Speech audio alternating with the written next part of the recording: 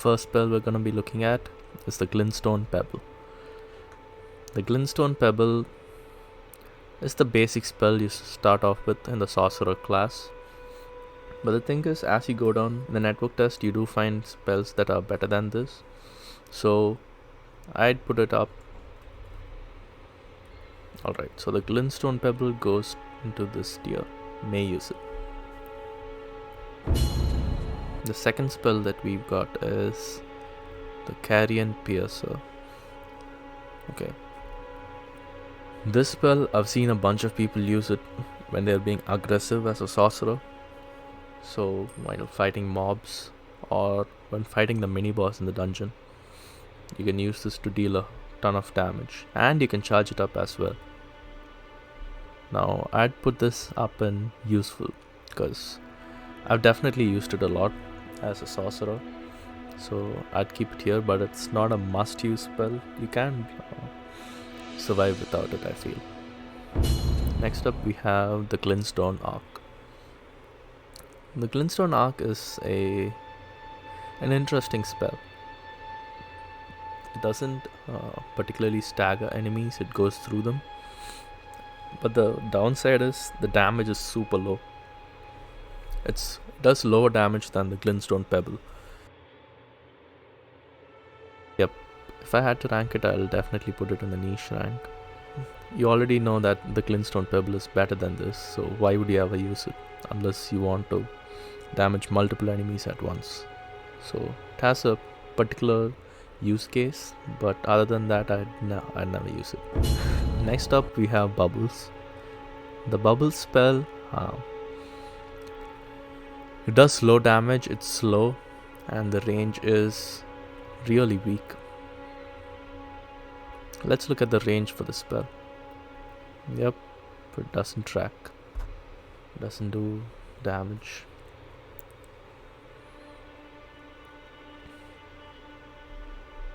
What this spell does is staggers enemies at least, so that might be a good thing. Other than that, it's useless. Okay, so point blank it does 81 damage. That's a good thing. Nah, I'd say I'd never use it. So the Bubbles, I'll put it in never use. 12 FP cost, very little damage, slow to cast, and the range is shit. This spell looks super cool. Say it's the best looking spell in the network test. But the issue is you almost never hit anyone with it. It's really hard to aim. It looks cool, but you can never use it properly, I feel. Maybe get a better version later on in the game, but this one I'd never use it. Briars of Sin. Blood magic making a comeback in Souls games. Looks really cool, and the cast speed is mediocre. It's not too slow, it's not too fast. You do AoE damage. The downside is you damage yourself as well. So let's say you want to use this against any type of enemy, and they get one good shot at you and you damage yourself as well, you might die while using this spell. So the spell is good, but I wouldn't say it's particularly useful, at least not for my playstyle, so I'd put it in never use. Alright, now we're looking at GlintStone Stars. This spell has twice the cost of a GlintStone Pebble, but does 3 times the damage of a GlintStone Pebble. So it is more efficient. Definitely say it's a must use for a sorcery class. At least among the spells I've seen in the closed network test, this is one of the best sorceries. 87 damage. This one, I'd definitely put it up in must use. You can use it on horseback. It does good damage, 14 FP cost, and it has great tracking as well, so you can hit moving targets. Alright, Now we're done with sorceries. Moving on to incantations. The first one we have is Heal. Heal is, I'd say, the best healing miracle in the game, in the closed network test. Heal costs 32 FP and it almost heals your entire health bar. I'll place it in useful. You don't have to use it, but it definitely is useful.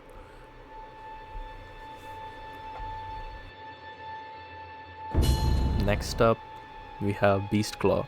Possibly the best spell / miracle in this entire closed network test. The Beast Claw has an FP cost of 8, which is 1 FP more than the GlintStone Pebble, but the damage it does is amazing. The only downside to the spell is that you can't use it in water. So everything else is a positive for this spell. The only downside is you can't use it in water, and yeah, that's pretty much it. Low FP cost, high damage, you can manually aim it, and it's fast as hell. Okay, look at this. Look at the range on that, and of course it one-shots these enemies. For 8 FP, the damage it deals is humongous. The GlintStone Pebble, which is 7 FP, deals somewhere around 70 to 80 damage, and this is more than twice the damage of it, and it hits multiple targets as well. Definitely the best spell in the closed network test. I'd say it's a must use for any faith build. The next incantation on the list is Cure Poison. Cure Poison is a fast way to cure poison. It does seem like a niche spell. You might run into an area which has a lot of poison damage, maybe a swamp. It might be useful, so I'll place this in the niche tier. Yeah.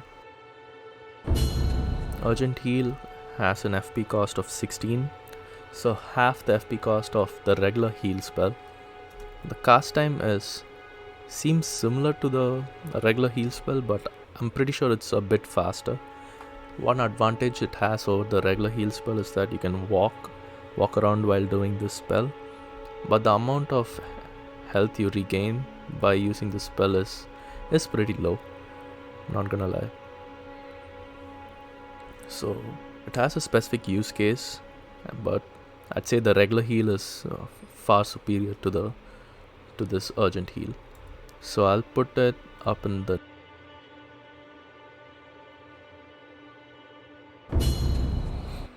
Next up, Rejection, which is Force from Dark Souls 3. The Rejection spell is fast to cast.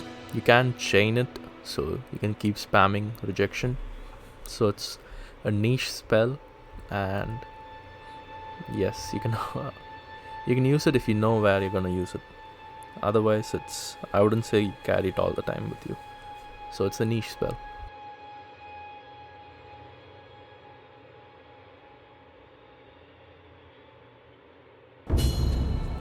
The Flame of Frenzy. This is the second best spell for a faith build, in the closed network test at least. It has great range. You cannot use it more than 3 times in a row, or else you'll get Madness, which is the new Frenzy type of status effect in this game. You can charge it up for greater range, and the FP cost for it is 16 FP, which is twice the amount of Beast Claw. So Flame of Frenzy, 16 FP cost, high damage, wide range, and you can use it on horseback as well. Great spell, must use for a faith build. A spell that costs 17 FP to use, Litany of Proper Death. Yeah, you T-post and you do an AoE attack. That's what happens here. The thing is, this does barely any damage to regular enemies, but it almost one-shots every undead enemy. So the use case for it is pretty niche, and I kept using it just to T-post and nothing else. So it's a pretty niche spell, I'd say. Oh, Flame. Alright. This is Combustion from Dark Souls 3. but the catch is you can keep spamming it. Another advantage of using this spell is that you can use it while running, as a running attack. So this spell has a lot of use to it. The damage it does is pretty low. So O-Flame, Combustion from Dark Souls 3, 10 FP cost, and it goes in this tier, may use. The next pyromancy we have on the list is Feast Upon the Flame, which is Fireball from Dark Souls 3. The cast time is slow, and it takes a lot of time to travel as well. The damage is 106, which is lower than Flame of Frenzy. But right now I'd say Flame of Frenzy is the better version of Fireball. Next pyromancy, you summon a dragon head and use it as a flamethrower, basically. Dragonfire. Dragonfire costs 28 FP to use, and you can hold it down to keep casting it. Overall, pretty strong spell, and it does cost a lot of FP though. It is good, but the FP cost is what puts me off. I will definitely say it is a useful spell, but it's not a must use. Yeah. Right. You see this guy has summoned a lion head, right? Do you think this might be a spell just like Greyoll's Roll? Let me know in the comments below, because I feel this might be a spell down the line. Look at it. Looks like he summoned just the head of a lion. Okay, anyway, moving on to Greyoll's Roar. This is the highest FP cost amongst any spell in the network test, and the FP cost is 85, so you can use it only once. You can't keep spamming it, I feel. But the damage is considerably huge as well. For 85 FP cost, you do somewhere around 800 to 900 damage.